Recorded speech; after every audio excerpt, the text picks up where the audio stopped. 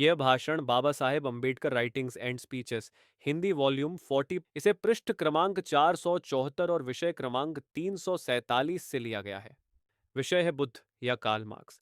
काठमांडू की विश्व बौद्ध परिषद के समापन से पूर्व बाबा साहेब अम्बेडकर का विभिन्न देशों से आए प्रतिनिधियों को संबोधित करने हेतु विशेष भाषण 20 नवंबर 1956 के दिन रखा गया था। भाषण नेपाल के वैभवशाली राज दरबार में था। भारत में लोप होने के बाद कई सालों तक बौद्ध धर्म नेपाल में अपने पूरे चरम पर था, लेकिन आज वहां अनुप्राणित विषमता पर आधारित हिंदू धर्म कानूनी तौर पर जारी रखा गया है। ऐसे देश में बाबा साहेब अम्बेडकर द्वारा बौद्ध धर्म की श्रेष्ठता के बारे में भाषण देना यह एक अपूर्व क्रांतिकारी घटना थी। इस भाषण में बौद्ध धर्म की ओर देखने का अपना मौलिक दृष्टिकोण उन्होंने स्पष्ट किया।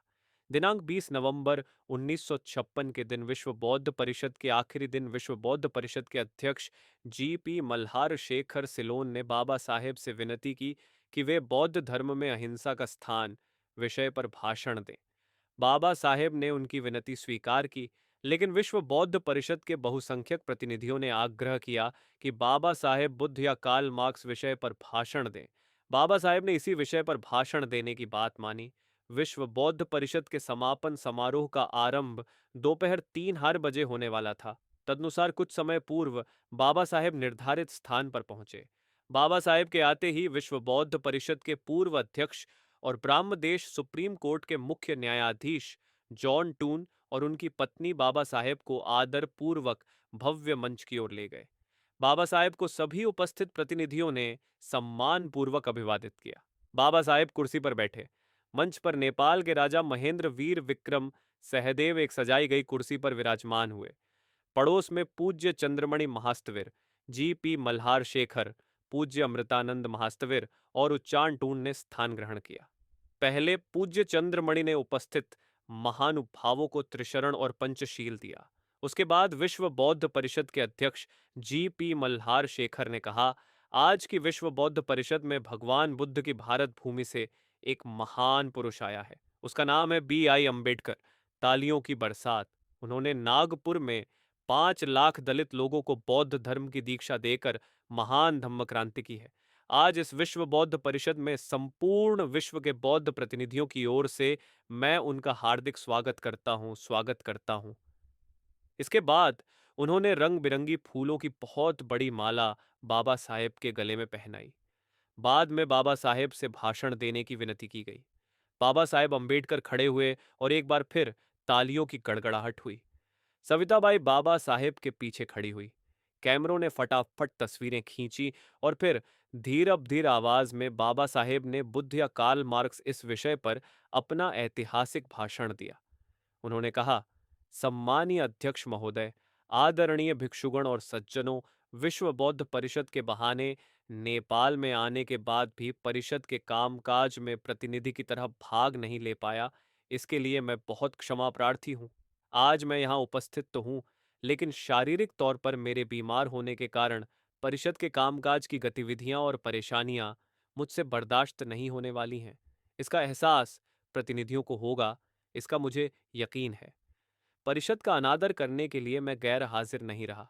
अपने स्वास्थ्य के कारण मैं परिषद के कामकाज आदि कर्तव्यों में पूरा नहीं उतर पाऊंगा। इसी कारण मैं उपस्थित नहीं रह सका। शायद परिषद में गैर हाजिर रहने के कारण हुए नुकसान को भर देने के लिए ही आज भरी दोपहर में भाषण के लिए मुझसे कहा गया है। भाषण के लिए मैंने हामी तो भरी है, लेकिन यहाँ उपस्थित होने के बाद ही मुझ पर यह जिम्मेदारी अचानक सौंपी गई है।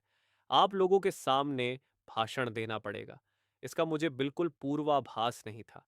मैं किस विषय पर बोलूंगा, इस बारे में पूछे जाने पर बौद्ध धर्म की अहिंसा विषय मैंने सुझाया था, लेकिन मुझसे कहा गया है कि परिषद के बहुसंख्यक लोगों को लगता है कि सरासरी तौर पर मैंने जिस विषय का जिक्र किया था, उसी विषय पर यानी बौद्ध धर्म और साम्यवाद पर मुझे बोलना चाहिए। इसलिए भाषण का विषय बदलने की भले मैंने अनुमति दी हो, लेकिन ईमानदारी के साथ मुझे यह बताना पड़ेगा कि अचानक यह विषय दिए जाने के कारण इतने महान और विस्तृत विषय पर बोलने की मेरी कोई तैयारी नहीं है। यह विषय केवल महान और विस्तृत ही नहीं है, वरन बेहद जटिल भी है। इस जटिल विषय के दबाव में आधे से अधिक दुनिया फंसी है। इतना ही नहीं, वरन बौद्ध राष्ट्रों के युवा छात्र भी इस विषय से अभिभूत हो चुके हैं। ये दूसरा मसला मुझे बेहद चिंताजनक लगता है। साम्यवाद की जीवन प्रणाली जो बताती है, उससे बौद्ध धम्म द्वारा बताई गई जीवन शैली बेहतर है। ऐसी प्रशंसा जब तक बौद्ध राष्ट्र की युवा पीढ़ी नहीं करती, तब तक यह नहीं कहा जा सकता कि बौद्ध धर्म का भविष्य उज्जवल है। बौद्ध धर्म की श्रद्धा 2 पीढ़ियों तक भी नहीं टिक सकती। इसीलिए जिनका बौद्ध धर्म पर दृढ़ विश्वास है, उन्हें युवा पीढ़ी को बौद्ध धर्म की महत्ता के बारे में यकीन दिलाना होगा। साम्यवाद का पर्याय बौद्ध धर्म ही है, बल्कि बौद्ध धर्म ही एकमात्र सर्वोत्तम जीवन मार्ग है, यह बताना बेहद आवश्यक है। इस बात का यकीन दिलाने के बाद ही बौद्ध धर्म के बने रहने की उम्मीद की जा सकती है। हमें एक और बात ध्यान में रखनी होगी कि यूरोप के बहुसंख्यक लोग और एशिया के बहुसंख्यक युवाओं का यह नजरिया है कि आज की दुनिया में केवल कार्ल मार्क्स ही पूजनीय महापुरुष या दूत है। साथ ही वे ऐसा विचार भी प्रकट करते हैं कि बौद्ध भिक्षु संघ का बहुत बड़ा हिस्सा बेकार ही नहीं, तो एक बहुत बड़ा गंभीर संकट है। इस प्रकार की मानसिकता किस चीज का लक्षण है, इस बात की ओर भिक्षुओं को ध्यान देना होगा, उसकी पृष्ठभूमि को उन्हें समझना होगा। कार्ल मार्क्स के साथ तुलना की जा सके, इस प्रकार उन्हें अपने आप को ढाल लेने की पूरी पूरी कोशिश करनी होगी। तभी बौद्ध धर्म की श्रेष्ठता साबित की जा सकती है। इस भूमिका के बाद मैं आपको बौद्ध दर्शन और मार्क्सवाद या साम्यवाद के प्रमुख विशिष्ट मुद्दों के बारे में विस्तार से बताऊंगा। इसके तहत बुद्ध दर्शन और मार्क्स दर्शन के आदर्शों में समानता और भेद के बारे में मैं आपको बताऊंगा। जीवन के उद्देश्यों की पूर्ति करने में साम्यवादी जीवन मार्ग से अधिक बौद्ध जीवन मार्ग चिरंतन हो पाएगा अथवा नहीं, इसका भी मैं विस्तार से विवेचन करूंगा। जो जीवन मार्ग अल्पकालिक है, वह जंगलों में भटकाने वाला हो सकता है या अराजकता की ओर ले जाने वाला हो सकता है। ऐसे जीवन मार्ग का पीछा करना उचित नहीं होगा। लेकिन जिस मार्ग का भरोसा करने के लिए आपसे कहा जाए, वह अगर मंद गति वाला हो और बहुत अधिक अंतर वाला हो, लेकिन भरोसे लायक, सुरक्षित और मजबूत बुनियाद वाला हो, आपके आदर्श सिद्धांतों के लिए सहायक हो, आपके जीवन को स्थायित्व देने वाला हो, तो उसी मार्ग को अपनाना योग्य रहेगा। कम दूरी वाला, शॉर्टकट के तौर पर पहचाने जाने वाले, कंटीले रास्ते से मंद गति वाला, लंबी दूरी तय कराने वाले मार्ग पर चलते रहना ही योग्य साबित होगा। जीवन के शॉर्टकट हमेशा जोखिम भरे और धोखा देने वाले होते हैं। केवल धोखेबाज नहीं, महा धोखेबाज होते हैं। यह बात हमेशा ध्यान में रखनी होगी। अब मैं अपने मुख्य विषय पर आता हूँ। मार्क्स की साम्यवादी विचारधारा में आखिर है क्या? उसका बुनियादी दर्शन क्या है? इसलिए साम्यवादी विचारधारा का मूल आरंभ यह है कि इस दुनिया में शोषण हो रहा है। अमीरों द्वारा गरीबों का शोषण हो रहा है, क्योंकि अमीरों को संपत्ति की लालसा है। वे अधिकाधिक धन संपत्ति चाहते हैं और इसके लिए वे जनसमुदाय को गुलाम बनाते जा रहे हैं। इस गुलामी के कारण आखिर यातना, दुख, गरीबी का निर्माण होगा। यही मार्क्सवाद के प्रारंभ की जड़ है। मार्क्स ने शोषण शब्द का प्रयोग किया है। मार्क्स ने शोषण शब्द का प्रयोग किया है। इस शोषण को समाप्त करने के लिए मार्क्स ने क्या उपाय बताए हैं? जिनका शोषण होता है, उसे एक वर्ग का दीनता और दुख नष्ट करने के लिए मार्क्स का कहना है कि निजी संपत्ति पर प्रतिबंध लगाया जाना चाहिए। व्यक्तिगत रूप से किसी की भी संपत्ति नहीं होनी चाहिए या संपत्ति इकट्ठा नहीं करनी चाहिए। कार्ल मार्क्स की तकनीकी भाषा में बताना हो तो कहा जा सकता है कि कामगारों के या मजदूरों के परिश्रम से पैदा होने वाले अतिरिक्त धन से खुद की तिजोरी भरने वाला निजी संपत्ति का मालिक बनता है। मजदूर अपने गाढ़े परिश्रम से उत्पादन बढ़ाता है और अतिरिक्त धन प्राप्त करा देता है, लेकिन इस अतिरिक्त धन पर उन कामगारों का कोई अधिकार नहीं होता। उन्हें उसमें से कोई हिस्सा नहीं मिलता। सारा अतिरिक्त धन मालिक ही हड़प लेता है।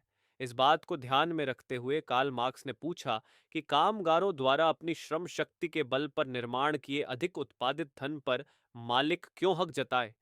मार्क्स के मतानुसार उस संपत्ति पर केवल राज्य का ही अधिकार होना चाहिए और यह राज्य कामगारों का होना चाहिए। इसी कल्पना के आधार पर मजदूर अथवा कामगार वर्ग की तानाशाही का सिद्धांत मार्क्स ने स्थापित किया। मार्क्स द्वारा जो सिद्धांत स्थापित किए गए हैं, उनमें से यह तीसरा सिद्धांत है। मार्क्स के अनुसार मजदूर वर्ग की तानाशाही का मतलब है कि प्रशासन शोषणकर्ताओं का नहीं, बल्कि जिनका शोषण होता है, उन मजदूरों का होना चाहिए। कार्ल मार्क्स के मूलभूत सिद्धांत ऐसे ही हैं। रूस में इन्हीं सिद्धांतों पर आधारित साम्यवाद का प्रशासन लागू किया गया है। इस सिद्धांत में बाद में और बातें भी जुड़ती रही हैं और अभी भी जोड़ी जाती रही हैं। हालांकि बुनियादी सिद्धांत पहले जैसे बताए हैं वही है। अब मैं पल भर के लिए बौद्ध दर्शन की ओर मुड़ता हूं, क्योंकि कार्ल मार्क्स द्वारा उपस्थित किए गए बुनियादी सिद्धांतों के बारे में बुद्ध का कुछ कहना है। क्या यह देखना जरूरी है? मार्क्स ने गरीबी के बारे में अथवा मजदूरों के शोषण से संबंधित विषय उपस्थित करके अपने मार्क्सवाद या साम्यवाद का सिद्धांत बनाया है। बुद्ध क्या कहता है? उसने कहां से शुरुआत की है? बौद्ध दर्शन या बौद्ध धर्म की इमारत कौन सी बुनियाद पर खड़ी है? कार्ल मार्क्स की तरह बुद्ध ने भी 2500 वर्ष पूर्व, यानी कार्ल मार्क्स से कई सालों पूर्व यही बात कही है। बुद्ध ने कहा, इस दुनिया में दुख है। बुद्ध द्वारा कार्ल मार्क्स जैसा शोषण शब्द का इस्तेमाल नहीं किया गया, लेकिन शोषण के कारण जिस दुख, दीनता का निर्माण होता है, उसी दुख के बारे में जानकारी देकर बुद्ध ने अपने दर्शन की, अपने धर्म की स्थापना की। दुनिया में दुख है, यह पूरे विश्व द्वारा माना गया सच है। ये कहकर बुद्ध ने दुख की अलग अलग अर्थों में परिभाषा दी। बुद्ध ने दुख यानी पुनर्जन्म, दुख यानी जीवन मृत्यु का चक्र भी कहा है। हालांकि मैं इस अर्थ से सहमत नहीं हूं। दुख शब्द का इस्तेमाल दरिद्रता, गरीबी के अर्थ में भी किए जाने के उदाहरण बौद्ध साहित्य में मिलते हैं।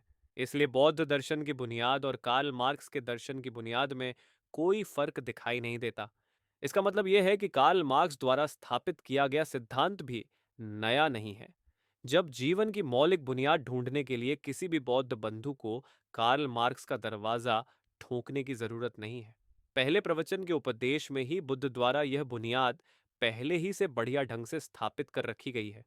उनका यह प्रवचन बौद्ध साहित्य में धम्म चक्र प्रवर्तन सूत्र के नाम से जाना जाता है।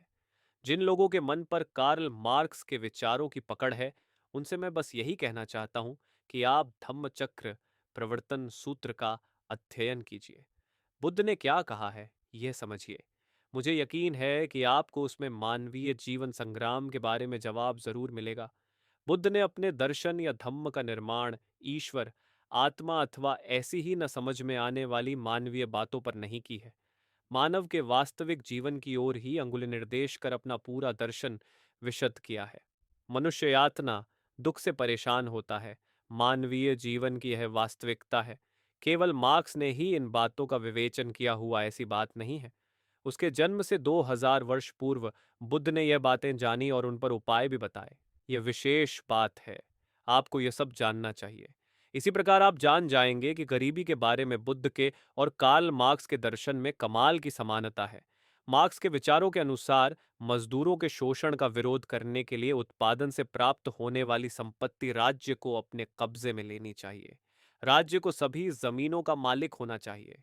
सभी उद्योगों पर राज्य का ही अधिकार हो। इसे निजी मालिक हुकूमत कायम नहीं कर पाएंगे। इसी प्रकार मजदूरों की श्रम शक्ति से निर्मित उत्पादों पर मिलने वाले अतिरिक्त मुनाफे से मालिक को नहीं मिले, जिससे कि वह मजदूर को लूट ना सके। मजदूरों के शोषण के संदर्भ में कार्ल मार्क्स के विचार इस प्रकार हैं। आइए देखते हैं कि निजी मालिकाना हकों के संदर्भ में बुद्ध के क्या विचार हैं। इसके लिए हमें बौद्ध भिक्षु संघ के बारे में सोचना पड़ेगा और बुद्ध द्वारा भिक्षुओं के लिए लागू किए जीवन नियमों के बारे में बारीकी से अध्ययन करना होगा। बुद्ध ने भिक्षुओं के लिए क्या नियम बताए हैं? बुद्ध ने बताया है कि किसी भी बौद्ध भिक्षु को निजी संपत्ति नहीं बनानी या रखनी चाहिए। असल में सभी भिक्षुओं के पास अपनी संपत्ति ना होने के बारे में कहा है। इसके बावजूद आज आपको कुछ अपवाद स्वरूप उदाहरण मिलेंगे। कुछ देशों के भिक्षु वर्गों में अपनी संपत्ति होने के उदाहरण खुद मैंने देखे हैं, लेकिन बहुसंख्यक भिक्षुओं के पास अपनी कोई संपत्ति नहीं है।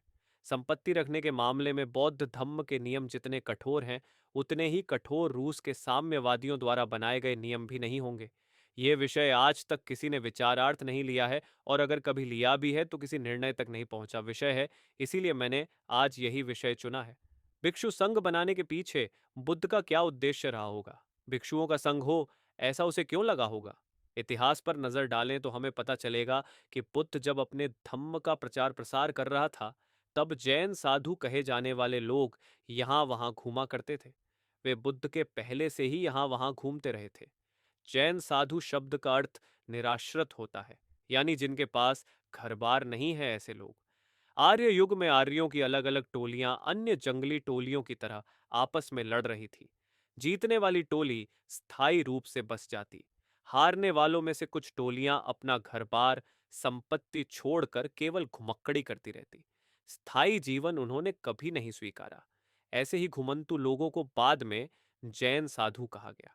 बुद्ध ने इस प्रकार घूमते रहने वाले जैन साधु लोगों को इकट्ठा कर उनका संघ बनाने का तथा उनके घुमंतु जीवन को स्थिर बनाने का बड़ा काम किया। जिन नियमों के आधार से ऐसे जैन साधु को बौद्ध बनाया गया, उन सभी नियमों का जिक्र हमें विनय पिटक में मिलता है।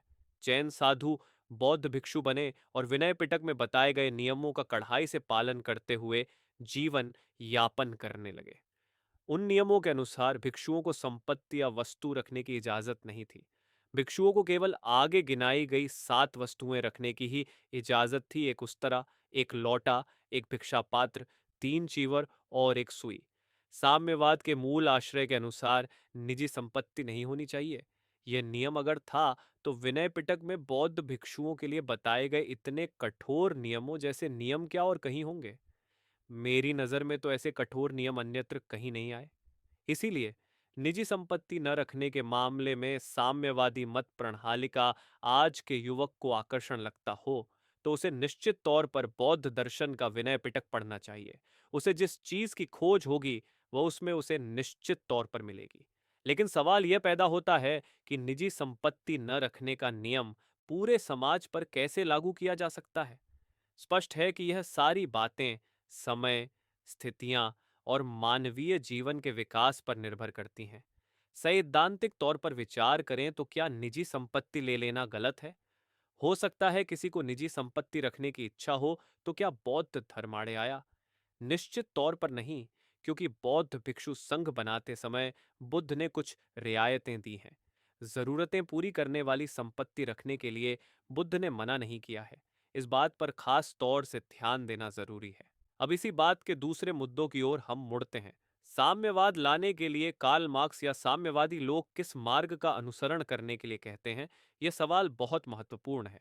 साम्यवाद यानी दुख के अस्तित्व को मानते हुए निजी संपत्ति को नष्ट करने का तत्व को स्थापित करने के लिए साम्यवादियों का बताया मार्ग धर्म के आचरण के विरुद्ध है, विरोधियों की हत्या करने का मार्ग है, और इसी में बुद्ध और कार्ल मार्क्स के उपायों में मौलिक फर्क नजर आता है। बौद्ध दर्शन या बौद्ध धर्म स्थापित करने के लिए लोगों को मनाने का मार्ग ही सही होने की बात बुद्ध ने कही है। नैतिक शिक्षा और प्रेम से लोगों के मन जीतने पर बुद्ध जोर देते हैं। विरोधियों को जोर जबरदस्ती से या सत्ता के सहारे वह नहीं जीतना चाहते, बल्कि प्रेम और अपनेपन से जीतना चाहते हैं। इस बुनियादी फर्क को अगर जान लें तो पता चलेगा कि दर्शन को प्रस्थापित करने के लिए बुद्ध को हिंसा या खून अखराबा स्वीकार नहीं। साम्यवादियों को लेकिन बलात् मार्ग ही पसंद है। इस मार्ग से साम्यवादियों को तुरंत फल प्राप्ति होती है या उनके उद्देश्यों को पाने में उन्हें तुरंत सफलता मिलती है, इसमें कोई दो राय नहीं। क्योंकि आप जब इंसान को निर्मूल करने के दर्शन के सहारे ही आगे बढ़ते हो, तब तुम्हारा विरोध या प्रतिकार करने के लिए कोई बचता ही नहीं। अर्थात ऐसी सफलता केवल दिखावे की होती है। मार्क्सवाद की तुलना में बौद्ध धर्म का मार्ग मंद गति वाला और लंबी दूरी वाला है। लोगों को यह उबाऊ लगने की भी संभावना है, क्योंकि इस मार्ग से सफलता बड़ी देरी से प्राप्त होती है। लेकिन यह बात भी सच है कि मार्ग सुरक्षित है, आपकी जिंदगी का भरोसा है। इसीलिए आदर्शों के मार्ग पर चलते हुए बुद्ध के बताए सुरक्षित मार्ग पर आगे बढ़ना ही हितकारी होगा। अपने साम्यवादी मित्रों से मैं हमेशा 2-3 सवालों के जवाब मांगता रहता हूं, लेकिन मैं ईमानदारी से बताता हूं कि मेरे सवालों के जवाब उनके पास नहीं है। मजदूर वर्ग की तानाशाही वे हमेशा रक्तपात से स्थापित करना चाहते हैं। राजनीतिक सत्ता का वर्चस्व वाले पक्ष को वे नेस्त नाबूद करना चाहते हैं। उनके मतानुसार लोकसभा में प्रतिनिधित्व हो नहीं सकता, मताधिकार नहीं हो सकता। वे राज्य की एकतंत्री महाप्रज्ञा बनकर रहना चाहते हैं। सत्ता या अधिकारों का बंटवारा किए बगैर राज्य करना है। इसलिए मैं उनसे यह सवाल करता हूं कि क्या तानाशाही लोगों पर शासन करने का सही तरीका है? इस पर उनका जवाब होता है कि उन्हें तानाशाही कभी भी स्वीकार नहीं थी। मैं उनसे फिर पूछता हूं कि वे मजदूरों की तानाशाही क्यों सहे। इस पर उनका जवाब होता है कि चूंकि यह निर्णायक दौर है, इसलिए मजदूरों की तानाशाही का निर्माण होना आवश्यक है। मजदूर वर्ग की तानाशाही बने हुए बगैर स्थापित पूंजीपतियों की तथा अतिरिक्त धन हड़पने वाले मालिकों का खात्मा नहीं होगा। उनसे जब पूछा जाता है कि यह निर्णायक समय 20, 40 या 50 सालों तक कब तक चलेगा, इसका उनके पास कोई ठोस जवाब नहीं है। वे यूं ही ढोल मौल सा जवाब देते हैं कि साम्यवाद के स्थिर होने के बाद मजदूर वर्ग की तानाशाही अपने आप खत्म हो जाएगी।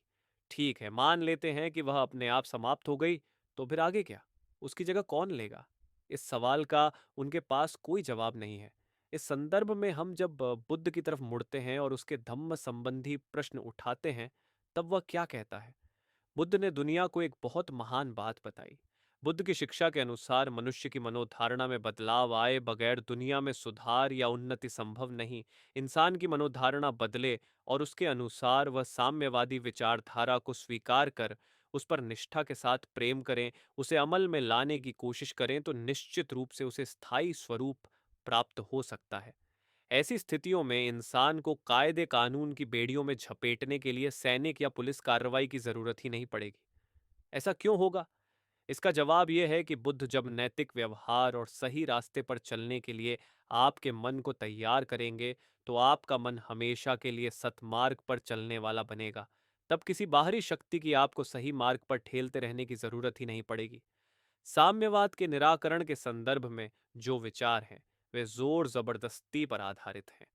कल्पना कीजिए कि कल अगर रूस की साम्यवादी तानाशाही नाकाम रही या ऐसे लक्षण दिखाई देने लगे, तो क्या होगा? साम्यवाद की स्थिति क्या होगी, ये जानने की उत्सुकता मुझे रहेगी।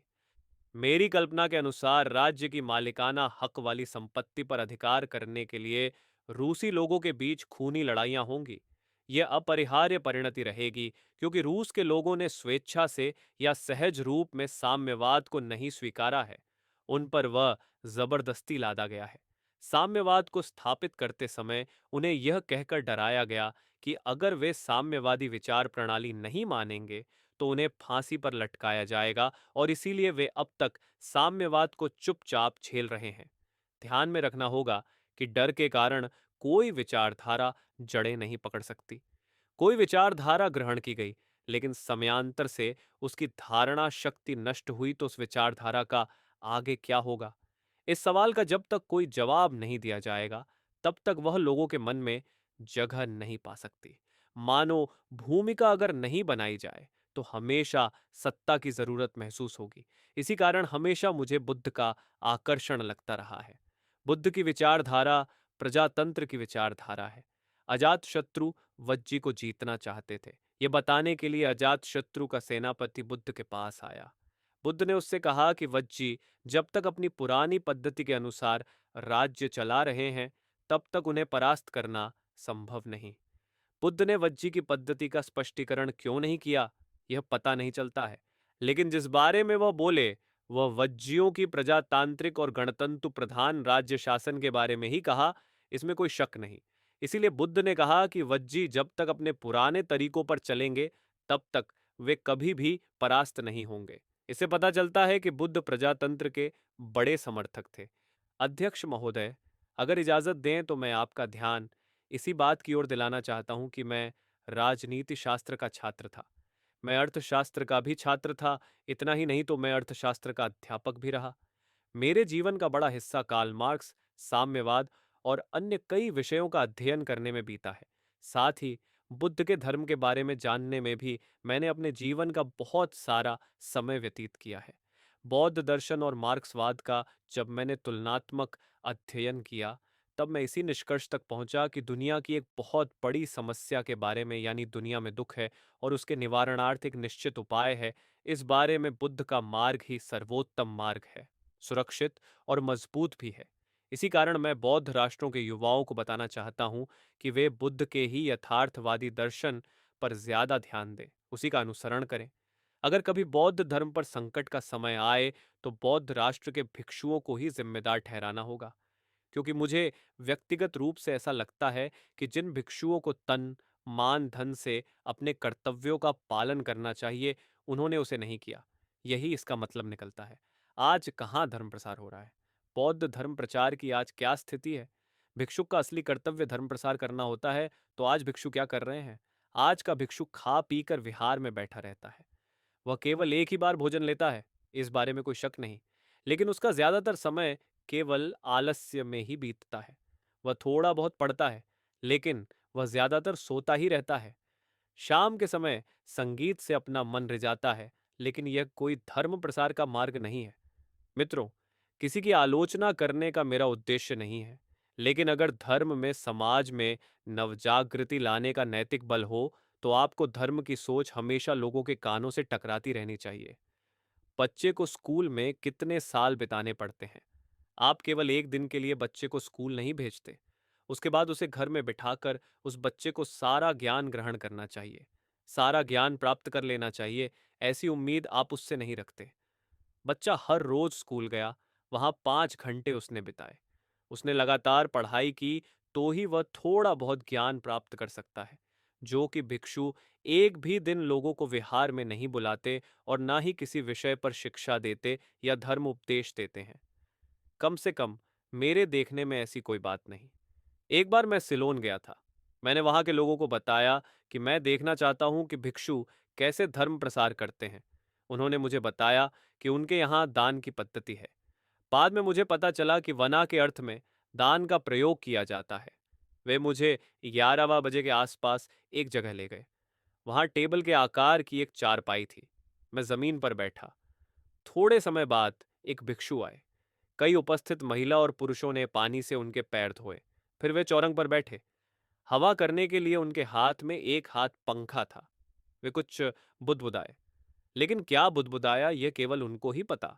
अर्थात उन्होंने वह धम्म प्रसार सिंधी भाषा में किया होगा, लेकिन वह भी केवल 2 मिनटों तक ही। उसके बाद उठकर वह चले गए। आप ईसाइयों के गिरजाघर में जाकर देखिए वहां क्या होता है। वहां हर हफ्ते लोग इकट्ठा होते हैं। वहां वे प्रार्थना करते हैं। उनका धर्मगुरु बाइबल के किसी विषय पर प्रवचन करता है और बताता है कि ईसा ने क्या कहा है, यह समझाता है। उस सब उपदेश का बार बार स्मरण करने के लिए लोगों को आह्वान करता है। आपको यह सुनकर आश्चर्य लगेगा कि ईसाई धर्म का करीब 90% हिस्सा तत्वतः और रचनात्मक नजरिए से देखा जाए तो बौद्ध धर्म से ही लिया गया है। आप रोम जाएंगे और वहां का प्रमुख गिरजाघर देखेंगे तो आपको बरबस, यहाँ के विश्वकर्मा मंदिर की याद आएगी। चीन में विशबिग्ने नाम का एक ईसाई धर्म प्रसारक था। उसने बौद्ध धर्म पर एक किताब भी लिखी है। बौद्ध धर्म और ईसाई धर्म में मौजूद कमाल की समानता के बारे में उसने आश्चर्य प्रकट किया है। ऊपरी तौर पर भले वह यह नहीं कह रहा कि बौद्धों ने ईसाइयों की नकल उतारी है, कहने का साहस नहीं कर रहा हो, तब भी ईसाइयों ने बौद्ध धर्म की नकल की है, ये बात भी मानने के लिए वह तैयार नहीं है। इस बारे में बताने लायक बहुत कुछ है। अब समय बहुत बदल गया है। ईसाइयों ने बौद्ध धर्म की नकल उतारी है, इसमें कोई शक नहीं, लेकिन धर्म प्रसार के लिए ईसाइयों द्वारा स्वीकृत मार्ग की बौद्ध लोग अपने धर्म प्रसार के लिए नकल करें, तो इसमें कोई हर्ज नहीं होना चाहिए। भले वह अपनी राह से भटक जाएं, तो भी बुद्ध का धर्म उनके मार्गदर्शन के लिए किसी पुलिस वाले की तरह हमेशा खड़ा मिलेगा। ये बात जब तक लोग नहीं मानते, तब तक बौद्ध धर्म का हाथ रोका नहीं जा सकता। आज भी बौद्ध राष्ट्रों में बौद्ध धर्म की बहुत बुरी हालत है। इसके बावजूद लोगों के मन पर आज भी बौद्ध धर्म की पकड़ कायम है, इसमें कोई शक नहीं। चलते चलते मैं एक मनोरंजक और महत्वपूर्ण बात बताना चाहता हूँ। मैंने वह बात ब्रह्मदेश में देखी। वहां मुझे एक परिषद के लिए बुलाया गया था। तब ब्रह्मदेश में गांव की पुनर्रचना किस प्रकार की जा रही है, ये दिखाने के लिए वे मुझे एक गांव ले गए थे। मुझे बहुत खुशी हुई। वहां की एक कमेटी द्वारा गांव की पुनर्रचना का ढांचा बनाया हुआ था। उस गांव के सारे रास्ते अन्य किसी भी गांव की तरह टेढ़े मेढ़े और अव्यवस्थित थे। उन्हें उन रास्तों को सीधा करना था। उसके लिए उस कमेटी ने लोहे के खंभे गाड़ कर सीधे रस्सियां बांधी और रास्तों को सीधे करने का मार्ग तय किया। मैंने देखा कि कमेटी द्वारा बनाया गया ढांचा कई लोगों की निजी जमीन से होकर जा रहा था। मैंने उनसे पूछा कि ऐसे हाल में समिति रास्ता कैसे बना सकेगी? जिनकी निजी जमीनों से सड़क जाएगी, उन्हें नुकसान भरपाई के तौर पर देने के लिए क्या समिति के पास उतना पैसा है? तब उन्होंने मुझे बताया कि पैसों की मांग अब तक किसी ने नहीं की है। उलटे रास्ता बनाने के लिए जगह की जरूरत हो तो खुशी से ली जाए, यही उनका कहना है। सुनकर मैं आश्चर्यचकित हुआ, क्योंकि मेरे देश में बिना क्षतिपूर्ति के किसी की अगर थोड़ी सी भी जमीन ली जाए तो खून खराबा होता है, लेकिन ब्रह्मदेश में ऐसा नहीं होता। क्यों? ब्राह्मण लोग अपनी संपत्ति को लेकर इतने उदार कैसे हैं? क्या उन्हें अपनी जमीन से क्या लोभ नहीं है? क्या उन्हें अपनी संपत्ति को लेकर चिंता नहीं है? इसकी वजह यही है कि बुद्ध के सब अनित्यम का उपदेश उनके मन में अच्छी तरह से बसा हुआ है। दुनिया की कोई भी वस्तु नित्य नहीं, शाश्वत नहीं, वह नश्वर है। तो फिर ऐसी अनित्य वस्तु के लिए झगड़े क्यों? जमीन अगर चाहिए तो बेशक लीजिए, ऐसा ही वे सोचते हैं। भाइयों और बहनों, इसके अलावा और कुछ बताऊं ऐसा कुछ बचा नहीं है। आपको कुछ मुद्दों के बारे में पता करवाऊं, इतना ही मेरा उद्देश्य था। साम्यवाद की विजय दुंदुभि से आप डर मत जाइए और ना ही उनसे अभिभूत होइए। आप अगर बौद्ध सोच का और दर्शन का एक दशमांश भाग भी आत्मसात कर सके तो साम्यवाद जो निर्माण करना चाहता है वह आप करुणा, न्याय और सद्भावना के बल पर कर पाएंगे, इसमें कोई शक नहीं। धन्यवाद। बाबा साहेब के यह विचार परिषद के कई प्रतिनिधियों को बौद्ध धर्म का एक अभिनव दर्शन जैसा ही लगा। बुद्ध के चार आर्य सत्यों में से एक सत्य, दुख की मार्क्स के आर्थिक शोषण से जो समानता दिखाई गई, और बौद्ध धर्म को जो एक प्रेरक जीवंत सामाजिक शक्ति के रूप में जो उन्होंने प्रस्तुत किया, वह एक नया दृष्टिकोण है। बुद्ध वचनों का उसे आधार भी है। कुछ बौद्ध भिक्षुओं ने बाबा साहेब से मिलकर अपनी प्रतिक्रिया व्यक्त करते हुए ऐसा कहा